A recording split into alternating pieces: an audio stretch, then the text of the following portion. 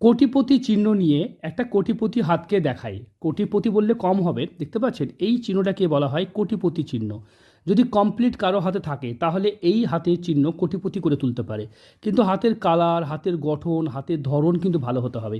আঙুলের মধ্যে ফাঁক থাকবে না, শনির আড়ি রেখা থাকবে না, তবে কিন্তু কোটি কোটি টাকার মালিক হতে পারবেন। দেখতে পাচ্ছেন আয়ু রেখা ভালো থাকবে, মস্তিষ্ক রেখা ভালো থাকবে, হৃদয় রেখা ভালো থাকবে, এবং এই চিহ্ন যদি থাকে কারো হাতে সে কোটিপতি হতে পারবে।